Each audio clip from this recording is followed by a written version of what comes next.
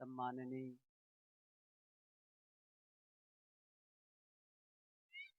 धर्म प्रेमी बंधुओं एवं भक्तिमती माता बहनों,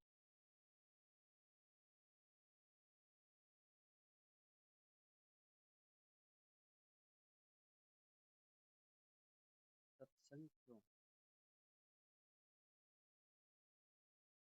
आप सभी कुछ काम करते हो, उसका उद्देश्य होता है। जैसे खेती करते हो, कोई पूछे क्यों खेती करते हो, तो उसका उत्तर साफ है, अन्न चाहिए। दुकान क्यों करते हो, पैसे चाहिए, रुपये चाहिए। नौकरी क्यों करते हो, कोई भी काम, तो सत्संग भी एक काम है। ये क्यों करते हो?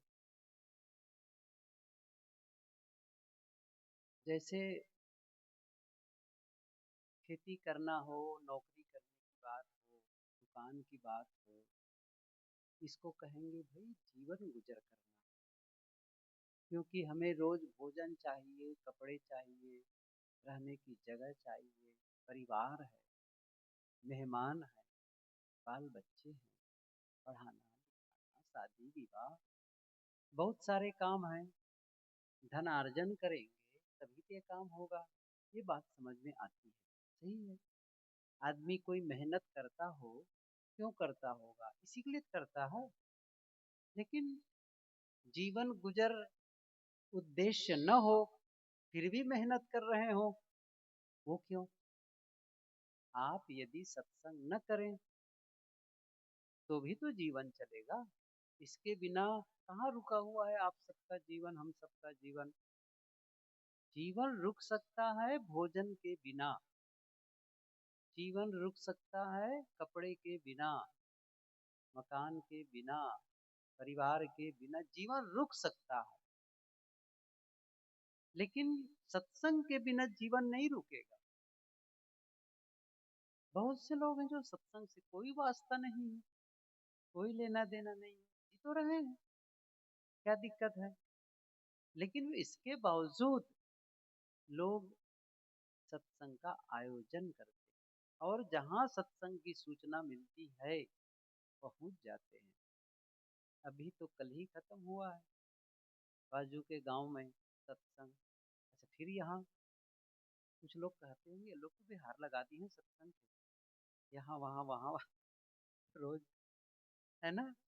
तो सत्संग, मैं भी वही प्रश्न पूछ रहा हूँ, भैया जगह जगह सत्संग की क्या आवश्यकता है? वस्तुतः क्यों ऐसा करते हैं? जो हम दूसरा कोई काम करते हैं वह जीवन गुजर के लिए होता है। जैसे मैंने कहा ना, खेती करना हो, व्यापार करना हो, नौकरी करनी हो, वो क्यों है? जीवन गुजर के लिए। सत्संग है जीवन सुधार के लिए। ये दोनों के भेद को समझे। जीवन गुजर और जीवन सुधार, इसको इस ढंग से समझते हैं।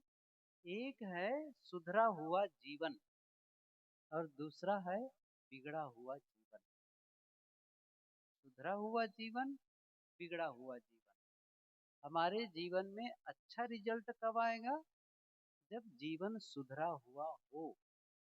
जैसे किसी मकान में आपको रहना हो, भी लोग यात्री हैं, आज यहाँ कल वहाँ परसों वहाँ, तो ऐसी स्थिति में हम लोगों को गांव प्रांत और मकान बदलने पड़ते हैं।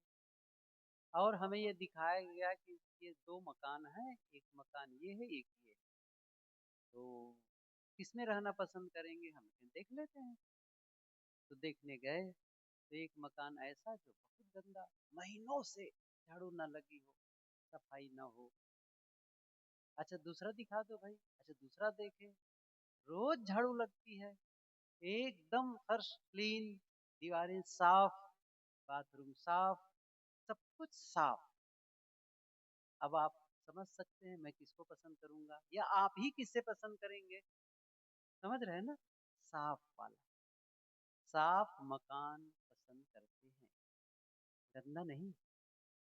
साफ कपड़े पसंद करते हैं, गंदे कपड़े नहीं पसंद करते।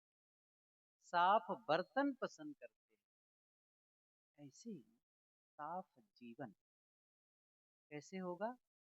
सुधार हो, सुधरा हुआ जीवन, बिगड़ा हुआ जीवन। अर्थात एक आदमी ऐसा है जिसका खान पान कुछ भी खाए चला जा रहा है, जो नहीं खाना चाहिए वो भी खाए चला जा रहा है। आप क्या सभी जानते हैं, हम सभी जानते हैं, जिन चीजों को जिसको ग्रहण ही नहीं करना चाहिए उसे भी खाए चले जा रहे हैं। पूछो क्यों? क्या फायदेमंद है? नहीं, फायदेमंद नहीं है। नुकसानदायक है? हाँ, नुकसानदायक है। और ये मैं उदाहरण कई बार देता हूँ। सूरत आश्रम के एक भक्त हैं, वो सूरत में वर्षों से रहते हैं और बड़ा व्यापारी हैं, बहुत बड़ा कारोबार है उनका। लेकिन वो थे उधर, आप लोग द्वारका, सौराष्ट्र जिसे कहते हैं, उसके पहले जामनगर वगैरह उस क्षेत्र के। एक बार गुरु पूर्णिमा के समय आकर के बोले कि साहब मैं गांव चला गया था, इसलिए बीच के सत्संग में नहीं आ पाया। मैंने पूछा क्यों गांव चले गए थे? उन्होंने कहा कि मेरा साला का जो लड़का है ना, वह उसका शरीर खत्म हो गया, मर गया। कहा अभी तो उम्र ज्यादा नहीं होगी उसकी, कैसे मर गए? कहे साहब उसे कैंसर हो गया। अच्छा, कैंसर कैसे हो गया भाई छोटी उम्र में भी? कहे वो गुटखा इतना खाता था, तो गुटखा खाने से कैंसर डिटेक्ट हुआ। फिर उसके बाद में चीरा लगाया गया। तो देखे होंगे कभी कभी ऐसे, इसको पूरा गाल को चीर देते हैं डॉक्टर, इसके बावजूद वो ठीक नहीं हुआ। साहब यहाँ तक तो बात समझ में आती है। तब उन्होंने एक बात और कही जो आगे, जो सुनने जैसी है। उन्होंने क्या कहा? उन्हीं के परिवार में और भी उनके मित्रगण हैं, रिश्तेदार में कई ऐसे लोग हैं जिन्होंने देखा एक आदमी गुटखा खाया, कैंसर हुआ, चीरा लगा और अंत में मर गया। छोटे बच्चे अभी उनके उनके बच्चे छोटे छोटे हैं, मतलब मझधार में, पत्नी बच्चों को मझधार में छोड़कर चला गया। अब क्या हो रहा है? और लोग भी जो युवक हैं, अभी जवान हैं, शादीशुदा हैं, गुटखा खाना अभी भी नहीं छोड़ते। देख रहे हैं ना, देख रहे हैं कि एक आदमी की क्या दुर्दशा हुई है। लेकिन यह देखने के बावजूद वह गलत खाना नहीं छोड़ते हैं। ये क्या है? ये क्या वो सुधरा हुआ जीवन है? क्यों समझ नहीं? समझ की कमी ही तो है। जो अपना ही नुकसान कर रहा हो, केवल अपना नुकसान करे तो भी बात समझ में आती है।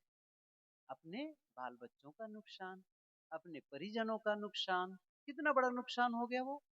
आप देखें, एक बहुत अच्छे वक्ता शिव खेड़ा, और उनकी पुस्तक, कई पुस्तकें हैं, लेकिन जो बहुत प्रसिद्ध दुनिया में है वो है यू कैन विन।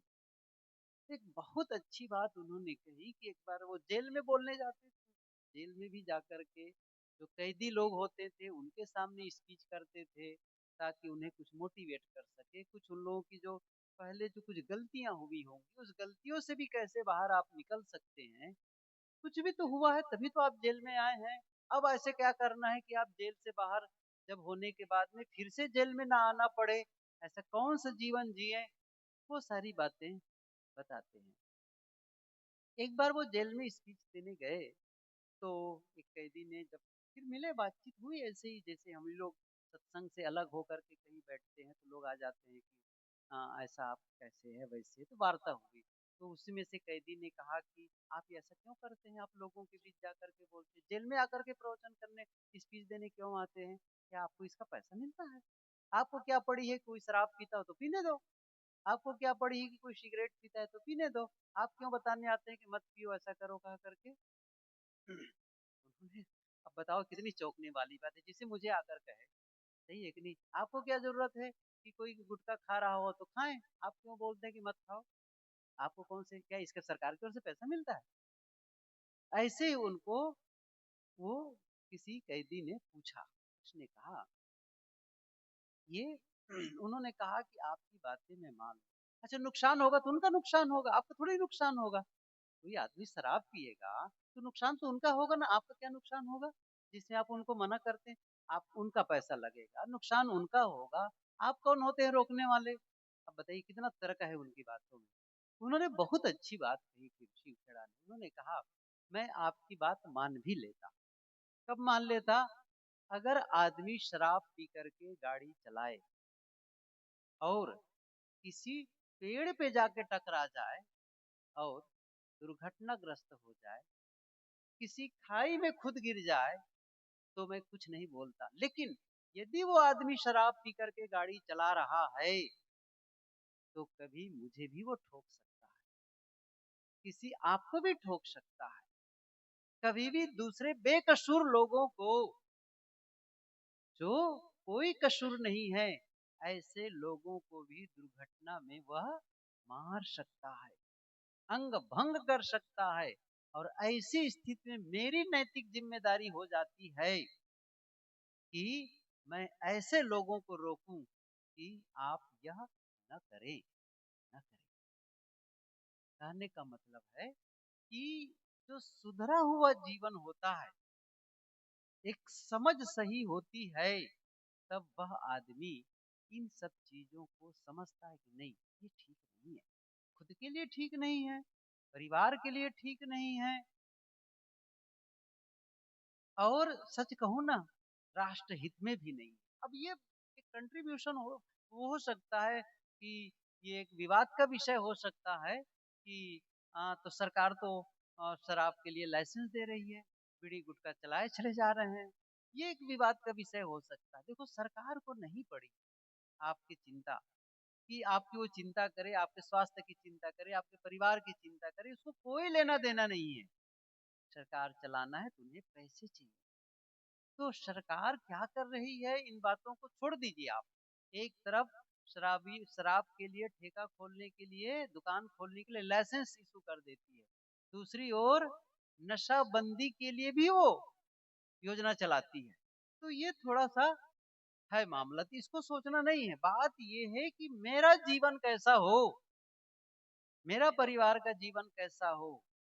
यदि हम सही जीवन जीना चाहते हैं, यदि हम परिवार को सही बनाना चाहते हैं, या मैं कहूँ समाज को सही बनाना चाहते हैं, या यदि आप थोड़ा और ऊंचा उठ करके सोचते हैं नहीं मेरा राष्ट्र भी सही हो, ऐसा सोचते हैं, तब एक जिम्मेदारी होती है कि राष्ट्र सही हो, समाज सही हो, इसके पहले सही आप हो, सही आप हो। और सही कब होंगे? जब आप अपने जीवन सुधार के लिए प्रयत्न करेंगे। और ये जीवन सुधार के लिए प्रयत्न करना हो, इसकी सीख कहाँ मिलेगी? इसके लिए आप कैसे मोटिवेट हो पाएंगे? कैसे आपको ये इसके बारे में जीवन ये समझ मिलेगी कि नहीं भाई ये रास्ता गलत है, ये बिगड़ा हुआ जीवन का लक्षण है, ये सुधरे हुए जीवन का लक्षण है। इसकी समझ कहाँ मिलेगी? कोई तो है जो बताए। यदि आपको अपने आप समझ में आ जाती तब तो गलत करते ही नहीं, सीधी सी बात है। अपने आप समझ में आ जाती तब तो फिर गलत करते ही नहीं है। इसका मतलब जीवन में यदि गलती नहीं, गलती हो रही है, जीवन वैसा हो गया है जैसा नहीं होना चाहिए।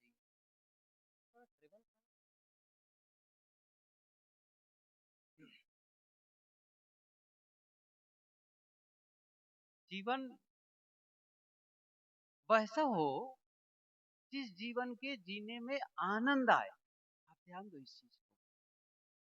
और आपको क्या है कि अलग से थोड़ी आपको जीवन जीना, यह जीवन जो हमको मिला हुआ है इसको छोड़ करके जब कभी दूसरा जीवन पाएंगे तभी हम सुख का आनंद, सुख और आनंद का अनुभव करेंगे। ऐसा तो है नहीं है। ऐसा थोड़ी कि ये जीवन क्या है, ये जीवन तो थोड़ा रिहर्सल वाला है। आप लोग लीला मंडली कभी देखे होंगे तो रिहर्सल करने जाते हैं।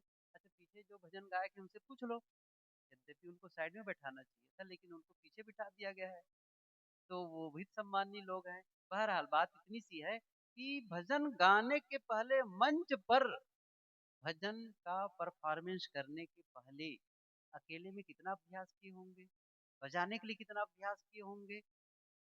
वो क्या है, वही रिहर्सल है, प्रैक्टिस जिसे कहते हैं। वो प्रैक्टिस की जरूरत होती, तब तो जाकर के वैसा होता है। तो मेरा कहने का मतलब ये है कि जो अच्छा जीवन की जहाँ बात हो रही थी, तो ऐसा तो है नहीं है कि ये वाला जीवन जो है इसका हम रिहर्सल कर रहे हैं, अब आगे जाकर के रियल करेंगे, सही करेंगे। आप क्या कहेंगे, अभी शादी कर लेते हैं रिहर्सल वाला, सही है ना, बाद में असली शादी कर लेंगे, ऐसा होगा क्या? अच्छा अभी बच्चे हो रहे हैं ना, ये रिहर्सल वाला है, बाद में असली बच्चा पैदा कर लेंगे। एक ही बार तो जीना है ना, एक ही बार तो जीवन मिला है। यदि ये बिगड़ता खराब होता चला गया, कैसा होगा फिर? यदि ये सुख वाला जीवन हो गया, अशांति वाला जीवन हो गया, तो फिर ऐसा थोड़ी है कि दूसरा जीवन पाओगे। नहीं, इसी जीवन में आपको सुख का अनुभव करना है, इसी जीवन में आनंद का अनुभव करना है, इसी जीवन में प्रेम का अनुभव करना है। ऐसा थोड़ी है कि भाई अच्छा 25 साल के बाद ऐसा कर लेंगे, नया जीवन शुरू करेंगे। नहीं, या ये भी नहीं है कि दूसरे लोग चले जाओ तब हो, ये कुछ नहीं है। आप बस करते हैं, रिजल्ट मिलता चलता है। तो यदि कहीं गड़बड़ हो गया है जीवन में, तो गड़बड़ क्यों हुआ है? क्योंकि समझ सही नहीं थी, गलत संगति हो गई थी, कुछ तो कारण होगा। अब उसे ठीक करना है, अब उसे ठीक करना है। मान लो किसी का मकान गंदा हो, अब खड़े होकर शिकायत करने से क्या फायदा है? यदि उसका उपयोग करना है तो सफाई शुरू कर दो, सीधी सी बात है। अब कपड़ा आपके धुले नहीं है तो शिकायत करने की क्या जरूरत है? कपड़े धो लो, सीधी सी बात है। कपड़े धो करके साफ करके पहन लो, इतनी सी बात है। तो क्या होगा? अब वो जो कपड़ा गंदा था, जिसको पहनना पसंद नहीं था, क्या कर लिए? धो लिए, सुंदर उसको साफ सुथरा कर लिए, अब पहन लिए।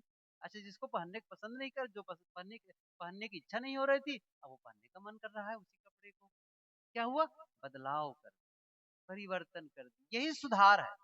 मेरा मतलब है, सुधार का परिणाम आप देख रहे हैं ना बाहर कैसे होता है, कि जब उसी चीज में थोड़ा से बदलाव कर देते हैं, सुधार कर देते हैं, तब क्या होता है। और जब नहीं सुधारते हैं तब क्या होता है। अब मैंने बताया ना, एक है, एक गंदा मकान, गंदे कपड़े, तो उसको जैसे ही आप उसको ठीक कर देते हैं, देखो चीजें नहीं बदलती, मैं बताता हूँ, चीजें वही रहेंगी। सत्संग का मतलब थोड़ी ही कि आपका घर बदल जाएगा या आप घर छोड़ देंगे। सत्संग का मतलब है जो कपड़ा पहन रहे हैं उसको कपड़े छोड़ देंगे, या परिवार को ही छोड़ देना है, ये मतलब नहीं है इसका। इसका मतलब है जो आपके पास है, जो आपका मकान है, जो आपका परिवार है, जो आपके कपड़े हैं, जो कुछ आपके बर्तन भाड़ा, जो आपका जो कुछ है, उसको क्या करना है? एक सुंदर सी व्यवस्था दे देनी, एक सुंदर सा सिस्टम दे देना है। और जैसे ही आप उसी उन्हीं चीजों में थोड़ा सिस्टम देने लग जाते हैं, दे देते हैं, तो जो पहले का जो परिणाम आ रहा था, एकदम से परिणाम बदल जाता है। अब ये कितनी सरल सी बातें हैं। क्या है, हम लोगों के जीवन को कभी दर्शाया नहीं गया है, कभी इस पर कोई विश्लेषण नहीं किया जाता है। ज्यादातर हम धार्मिक कार्यक्रमों में जाते हैं, कथा भागवत और भी बहुत सारी चीजें होती हैं, चले गए, सुन करके आ गए। तो उसमें क्या होता है, आप ही को जैसे मैं बोलूं, कथा सुनने का क्या अर्थ निकलता है बताओ? आप लोग तो बहुत सारी कथाएं सुनते हैं, चाहे वो राम कथा सुनने की बात आई, कृष्ण कथा हो, शिव कथा हो, देवी भागवत की कथा हो, कुछ भी, भागवत कथा, बहुत सारी कथाएं चलती हैं, हनुमान कथा, कबीर कथा, कुछ भी कथा कह लो। कथा का मतलब क्या हुआ? कथा का मतलब सीधी सी बात है, किसी महापुरुष का जो पूर्व में हो चुके हैं, जो पूर्व में हो चुके हैं, जिनका किसी शास्त्र में वर्णन किया गया है, जीवन चरित्र का ही वर्णन किया जाता है। जब आप राम की कथा सुनने जाएंगे, तो राम की महिमा अर्थात वो कहाँ जन्मे, फिर उनके माता पिता कौन, शादी विवाह कैसे हुई, कौन वो थे, वो सब वर्णन करेंगे। फिर उसके बाद उनका कैसा जीवन चला, किससे लड़ाई, किससे झगड़ा, किससे मार, बहुत सारी बातें चलेंगी। और ऐसा करते करते वो कथा पूरी हो गई। किसकी हुई? दूसरे के जीवन की कथा। मतलब समझ रहे हैं ना, दूसरे की। और कई बार तो वो सचमुच सच्चे लोग, ओरिजिनल ऐतिहासिक होते हैं। और बहुत सारी कथाएं किसकी होती हैं? जिन्हें इतिहास से कोई लेना देना नहीं है। बहुत सारी कथाएं ऐसी होती हैं जो तथ्य की या परख की कसौटी में कसो। मैं यदि परख शब्द को हटा भी दूं तो कबीर की कसौटी कह लो, सीधी सी बात है। सही है ना? कबीर के जो फ्रेम है ना उसमें ला करके फिट करोगे ना, या इसको और हटा दूं तो सत्य के फ्रेम में, तो फिर वो फिट नहीं होने वाला है। ऐसी ऐसी कल्पनाओं की कल्पनाएं हैं उसमें, ऐसी ऐसी बातें कही गई हैं जो आज घटती नहीं है। बहरहाल जो भी कारण होती तो है ना कथा, उसको मुझे कुछ कहना नहीं इस समय, कि अपने ढंग से वो कहते रहते हैं और ठीक है, लोगों की यदि प्रेरणा मिलती है तो। लेकिन ज्यादातर होता क्या है, हम झूम लेते हैं और सुन करके आ जाते। कहाँ गए थे? कथा सुनने गए थे। क्या सुने? अरे बहुत बढ़िया कथा, बड़ी अच्छी बातें सुने, और भगवान की महिमा गा रहे थे, अमुक की महिमा गा रहे थे, और वो झूमे, आंसू भी बहाले, सब कर लिए। क्या इसको लेकर के आपके जीवन की कथा हुई? क्या जीवन का विश्लेषण हुआ? जीवन सुधार के लिए हमें क्या करना चाहिए, कैसे परिवर्तन? कथावाचक बीच बीच में ये बातें कहते तो हैं, ये नहीं है कि नहीं कहते हो, लेकिन ज्यादातर तो बातें किसमें रहती, जो मुख्य बातें होती है उसी में बह जाते हैं। फिर एक बार वैसी बातें कहेंगे, दूसरी बार महिमा वाली बात कह देते हैं, तो महिमा वाली बातें पकड़ में रह जाती है, सुधार वाली बातें रह जाती है। लेकिन बात यहाँ पर क्या है, सत्संग में सीधे आपके जीवन की बातें कही जाती है, हमारे जीवन की बातें कही जाती है। और मैं इसको एक शब्द कहूँ तो जीवन कथा, ऊपर कथा नहीं है। क्या है? स्व कथा। स्वयं के बारे में, अर्थात अपनो भवन बुहार। सीधी सी बात है, अपने ही घर की सफाई करनी है। दूसरे की घर की सफाई हो, दूसरे के घर गंदगी हो, इससे हमें क्या लेना देना है? वो तो उनका घर है। यदि वो सलाह लेने आए तो कह सकते हो भले, तो उनका विषय है। लेकिन बात क्या है, मेरा घर कैसा है, मेरा जीवन कैसा है, मेरा कपड़ा कैसा है, मेरे बर्तन कैसे हैं, मेरा परिवार कैसा है, मुझे ठीक करना है यदि गड़बड़ी हो तो। ये बातें जब हम सत्संग में सुनते हैं तब लगता है कि नहीं, बात तो सही है, कि हमें करना चाहिए काम। और मैंने क्या कहा, ये नहीं है कि आपको कोई बदलाव करना है, ये मैंने क्या कहा, फिर से कह रहा हूँ, ना आपको अपनी चीजों को बदलना है, चीजों को नहीं, वस्तु को हटा करके अलग नहीं कर देना है, बल्कि उसी में जो आपके पास है उसे आप ठीक कर लेते हैं। बस एक ऐसा तरीका अपना लेते हैं जिससे वो बढ़िया लगने लग जाता है, आपका मकान बढ़िया लगने लग जाएगा, आपके कपड़े बढ़िया लगने लग जाते हैं। ऐसे ही जीवन, मैं एक उदाहरण दिया करता हूँ, प्राय दोहराता हूँ इस उदाहरण को मैं, एक बड़ा सहज आप लोग समझ सकते हैं कि घर भर के कपड़े ये माताएं जब धोती हैं, आप लोग भी, कोई भी धोते हो आप लोग, तो पूरे घर, छोटे बच्चे, बड़े की, महिलाओं की, पुरुषों की, सबके कपड़े धो करके सुखा दिए ऊपर, रस्सी बांध करके धूप में। अब निकाल लाए, और निकाल ला करके कपड़े को क्या कर दिए, अलमारी में ठूस दिए। ठूस दिए, समझ रहे हैं ना मैं क्या कहा? भर दिए पेरा भरे शरीर। अब समझ में आ गया होगा, सही है ना? अब उसके बाद क्या हुआ, 2 दिन के बाद उनमें से कपड़ा निकाल करके पहनते हैं, कैसा लगेगा? चिकन से भरा हुआ, तलवटों से भरा हुआ, अच्छा लगेगा? नहीं लगेगा, नहीं लगेगा। अब थोड़ा सा सुधार कर दो, बदलाव कर दो। क्या बदलाव करने से अंतर आ जाएगा? कपड़े के उतारे, उतार करके सबको अलग अलग किए, ये पुरुषों का है, ये महिलाओं का है, ये छोटे बच्चों का है, ऐसा अलग अलग कर दिए। ठीक है, अलग अलग करने के बाद में इतना ही नहीं किए, बल्कि वो जो प्रेस होता है ना, लोहे वाला, गरम करते हैं, आजकल तो इलेक्ट्रिक सिस्टम है, तो उससे आप सुंदर सा सारे कपड़ों पर प्रेस कर दिए अच्छे से। अब क्या हो गया, और बस उसको फोल्ड कर दिए, उसको ऐसा मोड़ दिए। अब कपड़े को अलग अलग ढंग से अलग अलग जगह सब रख दिए, महिलाओं का अलग रख दिए उनके कपड़ों को, पुरुषों का अलग रख दिए, बच्चों का अलग रख दिए। अब देखो, अब उसमें से कपड़े निकाल कर पहनोगे तो कैसा लगेगा? इतनी सी बात समझो। अब कैसा लगेगा? क्या कपड़ा उठा करके बदल दिए आप? कपड़े नहीं, बस एक सिस्टम बदल दिए आप। अब वही कपड़ा कैसा लगने लगा, मैं यही बताना चाहता हूँ। आपका जीवन वही है, वही है। तो एक ऐसी चीज सिस्टम दे दीजिए जीवन में, कि देखो इसी जीवन में हम दुखी हो रहे थे, अब जैसे बात समझ में आई और थोड़ा सा बदलाव कर दिए जीवन को, जीवन में सुख का अनुभव होने लग गया है।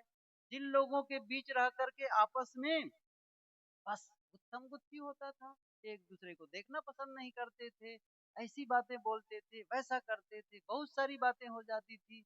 अब क्या हो गया है? परिवार के साथ अच्छा लगने लग गया है। अरे अच्छे लोग थे, ही भटके हुए थे, हमारा ही ढंग गलत था।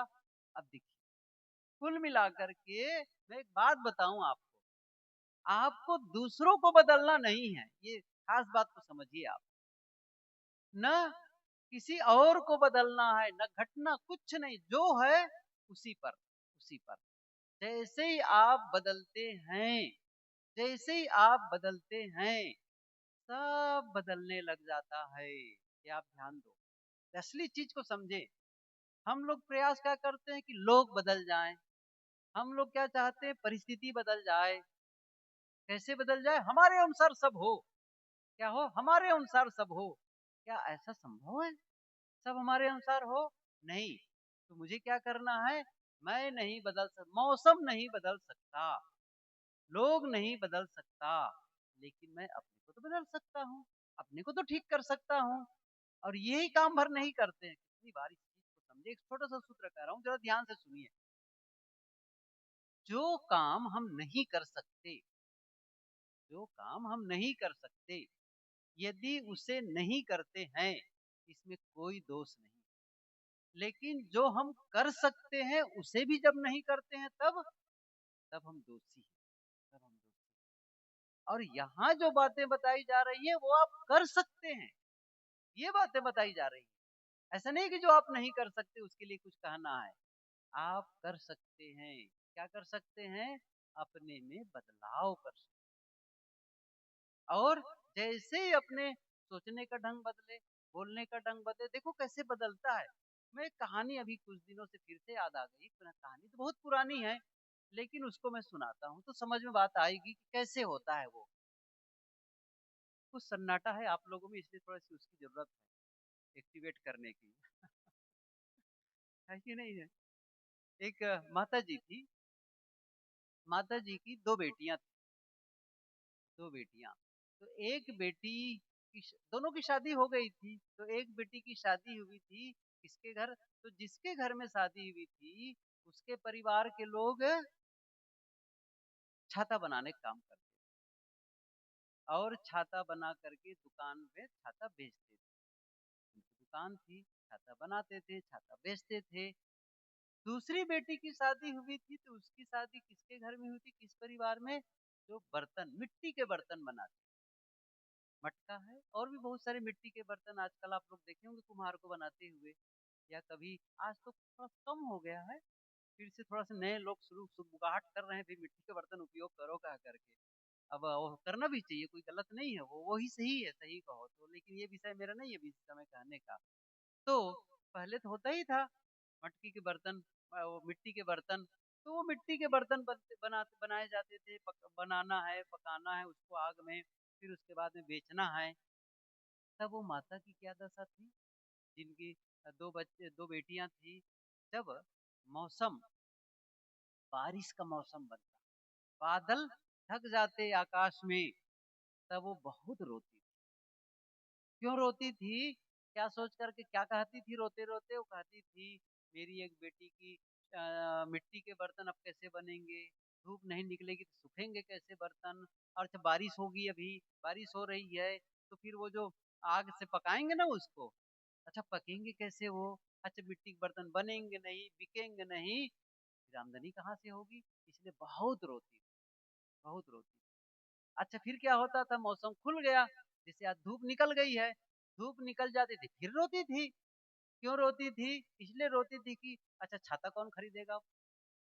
दूसरी बेटी छाता वाली थी ना, छाता अब कौन खरीदेगा? अच्छा छाता नहीं बिकेंगे, छाते नहीं बिकेंगे तो फिर आमदनी कहाँ से होगी? अच्छा फिर रोती थी। जब मौसम खुला हुआ हो बहुत रोती थी। अच्छा मौसम जब बारिश वाला हो, बादल वगैरह ढका हो, फिर रोती थी। हर समय रोती रहती थी। तो गांव वालों ने क्या नाम रख दिया? रोने वाली बुढ़िया। क्या नाम रख दिया? रोने वाली बुढ़िया। एक दिन गांव में एक सन्यासी आए, संत।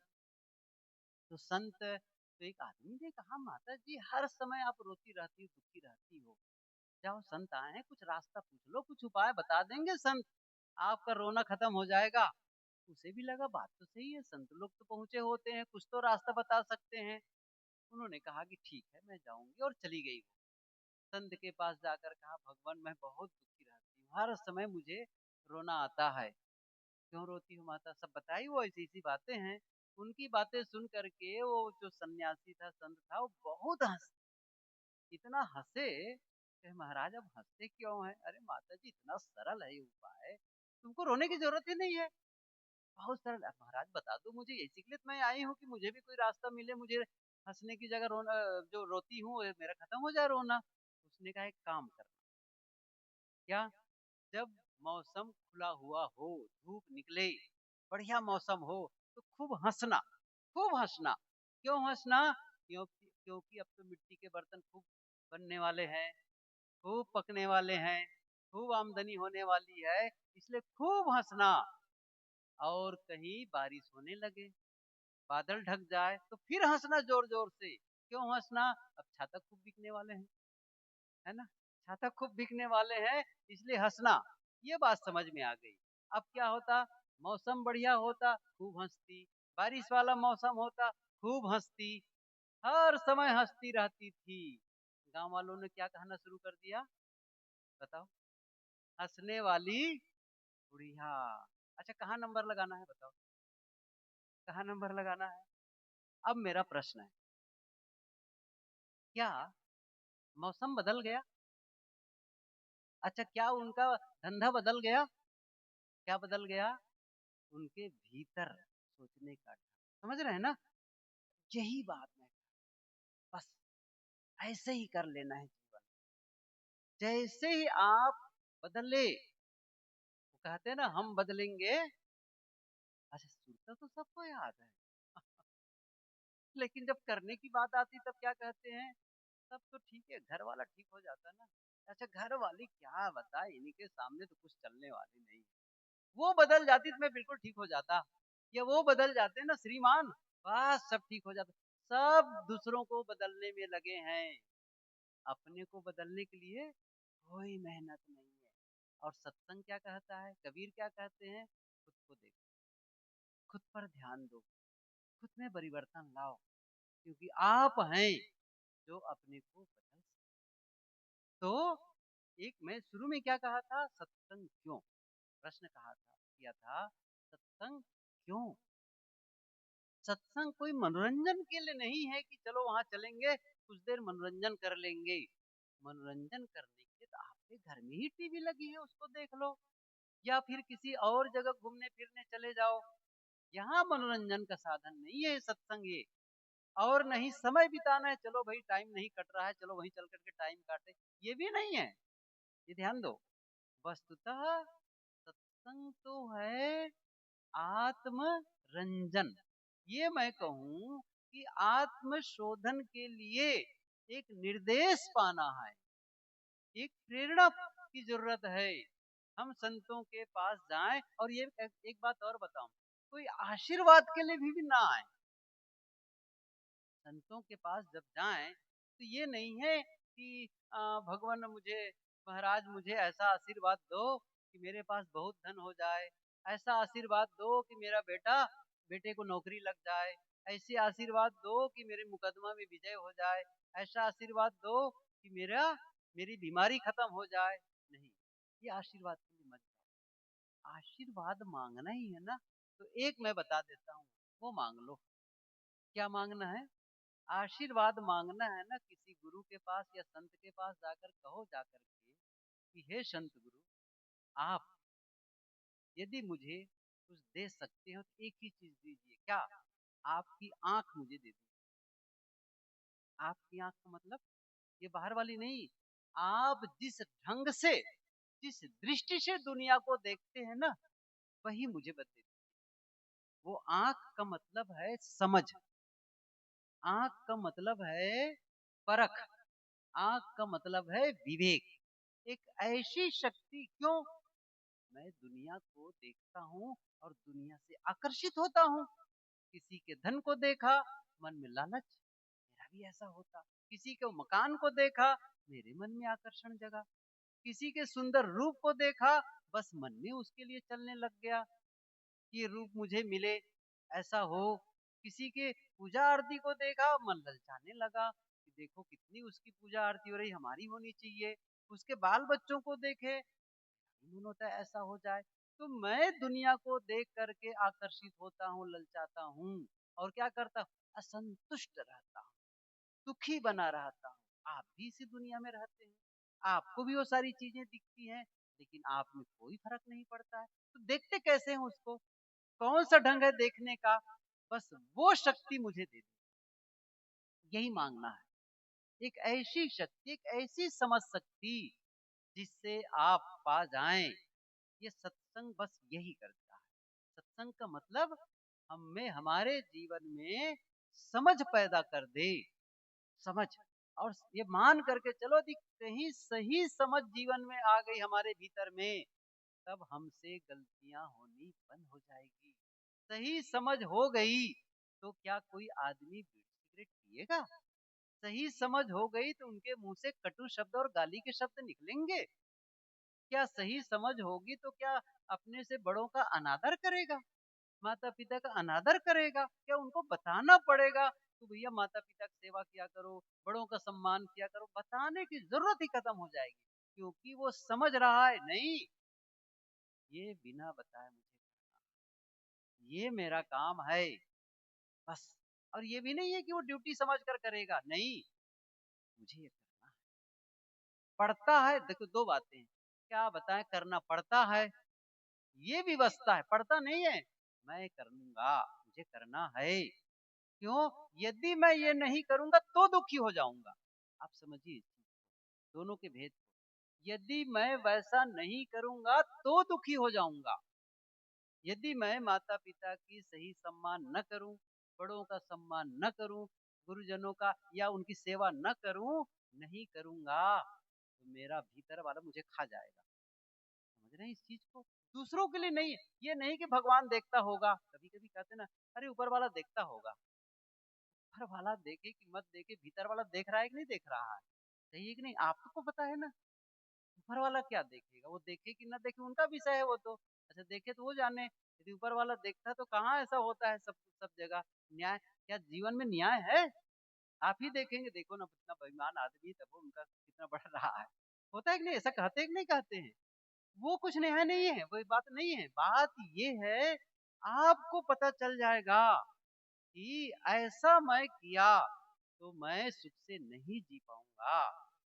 अब आप सोचिए कितनी बड़ी बात है।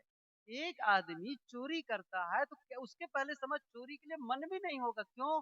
यदि मेरा मन भी हुआ ऐसा करने का, इसका मतलब है मन पहले कैसे होगा? क्योंकि मेरे अंदर विकृति जगी है, मेरे अंदर में विकृति आई है, तभी तो मेरा मन वैसा होगा।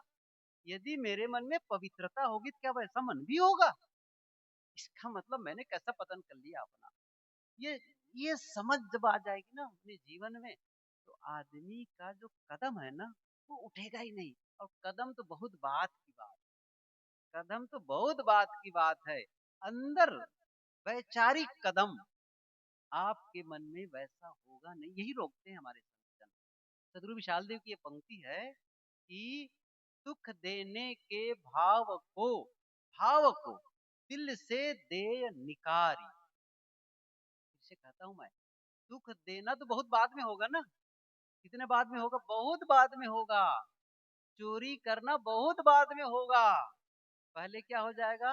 अंदर घटना घटती है चोरी की, अंदर घटना घटती है दुख देने की, अंदर घटना घटती है हिंसा की, अंदर घटना घटती है व्यभिचार की, अनाचार की, और तब जाकर के बाहर वो घटना घटती है। तो बाहर की घटना को तो लोग देखते हैं तब पता चलता है, लेकिन भीतर वाला तो मैं देख रहा हूँ, सुधार तो वहां करने की जरूरत है। समझ का मतलब है बाहर बदलाव नहीं, समझ का मतलब है भीतर बदलाव। असली चीज ये है, सत्संग आपको अपने ही केंद्र की ओर मोड़ता है, खुद के तरफ, सेल्फ रियलाइजेशन, अपने लिए, अपना परिवर्तन। गुरुदेव जी का ये वाक्य है, आत्मा में लौट आना सत्संग है। अब ये बड़ी बात है, वो तो आगे की बात है, अभी उसकी भी व्याख्या करने की अवसर तो नहीं है। मेरा मतलब है कि आत्मा में लौट आना अर्थात अब हमारे जीवन के हर क्रियाकलाप आत्मा में लौटने के लिए हो। अर्थात यदि इसे आत्मा में लौटने की बात को न समझ पाए तो हमारे हर क्रियाकलाप किस लिए हो? आनंद, शांति, सत्य के लिए, प्रेम के लिए, इसके लिए हो। और इसके लिए जब आप करने लगेंगे, ऐसा यदि लक्ष्य बना लेंगे, तब आपसे कभी भी कोई गलत कार्य नहीं होने वाले। फिर आपको किसी से छिपाने की जरूरत नहीं है कि कोई देखे कि न देखे, कोई मतलब नहीं है। न देखे न देखे, नहीं मुझे नहीं करना, नहीं तो क्या होगा, कोई देख रहा है क्या? अब कितना अंतर हो गया। कोई देख रहा है तब अच्छा करो, अच्छा नहीं देख रहा है तब, वही असली है। जो बिना देखे लोग जब नहीं देख रहे हो तो जब करते हैं ना, जब कोई नहीं देख रहा हो और कोई नहीं जान रहा हो, उस समय जो करते हैं ना, वही आपका असली जीवन है। बाकी तो मुखौटा वाला है, दिखावे का है, क्योंकि आपको दिखाने के लिए करना पड़ता है हम सबको। आपका मतलब हम सभी, मेरा मतलब है सत्संग आपको भीतर यात्रा कराता है, अंदर केंद्र की ओर, जहाँ सुख और शांति का केंद्र है, जहाँ सत्य है। और जैसे उसके किनारे आते जाओ और लौटोगे और करीब आओगे और करीब आओगे, और दूरी उससे बनेगी, गलतियों से, दोस्तों से और दूरी बनती चली जाएगी।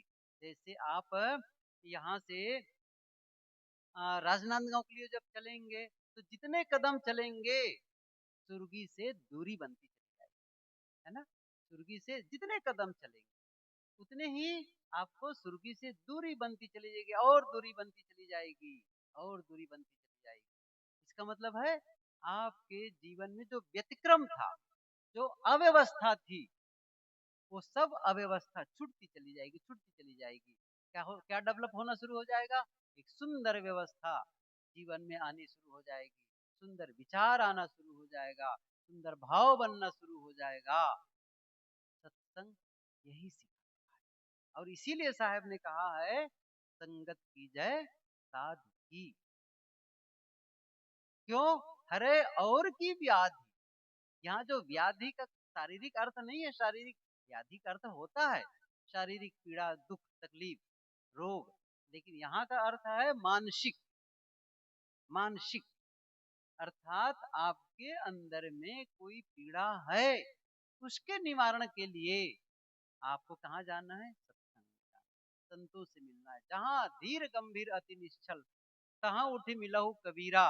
साहब ने कहा, संकट सोच पोच यह कलिमा बहुतक व्याध शरीरा, जहाँ धीर गंभीर अति निश्चल, तहाँ उठी मिलहु कबीरा। वहां जाकर, अर्थात जीवन में संकट है, सोच चिंता है, कलिमल बहुत सारी बुराइयां हैं, इन सब चीज से पार जाना चाहते हो तो कहाँ जाना है? जहाँ धीर गंभीर, ऐसे संतों के पास जाओ, ऐसे गुरुजनों के पास जाओ, जिनका निर्देश, जिनका आशीष मिले, और बस वैसा जीवन बनाने लग जाएंगे तो फिर निश्चित रूप से जीवन में बदलाव आएगा। अब कोई बात सुने और सुन करके, वो कहावत है ना, एक कान से सुने दूसरे से निकाल दिए, तो काम नहीं आएगा। वो उसी प्रकार से बात होगी, आप किसी डॉक्टर के पास गए और डॉक्टर ने कहा कि भाई आपको दवाई की जरूरत है, डॉक्टर साहब दवाई खा लूंगा ताकि मेरा रोग दूर हो जाए, और उसने दवाई लिख क्या दी? दवाई बल्कि पुड़िया बना करके दे भी दिए, और बता दिए कि भी 2 गोली सुबह खाना है, 2 गोली शाम को खाना है। ठीक है, अब आप घर में जा करके उसको रख दिए दवाई को, और पर्चा में लिखा है 2 गोली सुबह 2 गोली शाम, आप पाठ कर रहे हैं 2 गोली सुबह 2 गोली शाम, 2 गोली सुबह 2 गोली शाम, और दवाई नहीं खा रहे हैं। अच्छा, रोग दूर होगा कि नहीं होगा? नहीं होगा। सही है ना? हम लोग प्राय यही करते हैं, यहाँ सुन लिए, क्या सुने, अच्छा लगा, बढ़िया बढ़िया बोला, सही है ना? यही तो होगा। गए तब फिर ठन ठन गोपाल, वैसे ही वैसे ही। कैसे? जैसे पहले कर रहे थे, कल जैसे कर रहे थे, परसों जैसे कर रहे थे, साल भर पहले वैसे कर रहे थे, वही काम वही ढर रहा। अब क्या मतलब निकला? मैं कहता नहीं हूँ, जब आप सत्संग में आते हैं तब जैसा आप थे, जब सत्संग से लौटो तो वह न रह जाओ जो आते समय थे। एक नया आदमी बनकर के जाओ, एक नया इंसान, बल्कि पुनर्जन्म हो जाए, तभी तो मतलब है हम सबका यहाँ बैठने का, वार्ता करने का। जैसे आप स्नान नहीं कर किए होते हैं सुबह उठ करके, तब आपका अलग चेहरा, अलग कपड़े, अलग बाल वगैरह वैसे बिखरे हुए होते हैं, लेकिन स्नान कर लेते हैं तब बाल संवार लेते हैं तो अलग दिखता है। सही है ना? ऐसे ही ये स्नान स्थल, कहावत भी तो कहते भी तो पुरानी बातें हैं ये, मज्जन फल देखई तत्काला, काक होई पिक बकही मराला। ये मज्जन फल, माजने का फल क्या है? यही है, ये सत्संग स्थल यही है। तो ये यही गंगा, इसीलिए कहते गंगा है ये ज्ञान गंगा, नहा लो प्यारे मना, पाप दिल का छुड़ा लो प्यारे मना।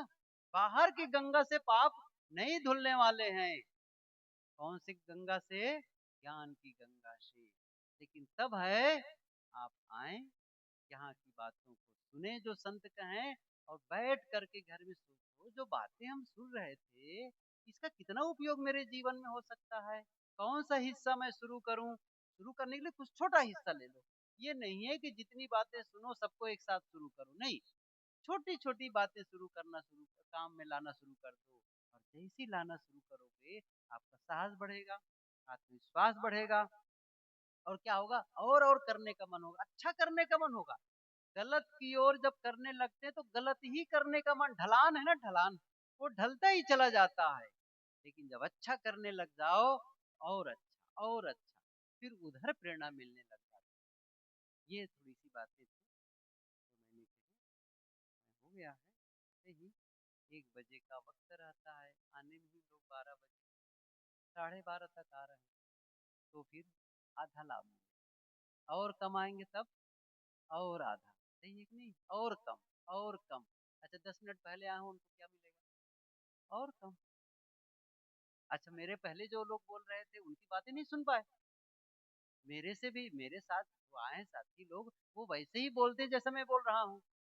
सही है ना? तो ये नहीं है कि चलना का बड़े साहब बेटी तब जाओ, नहीं, कोई भी साहब बोले हमें जाना है, काम घर का रोज है, काम घर का रोज है, 2 दिन के लिए आपको आना है, और आ करके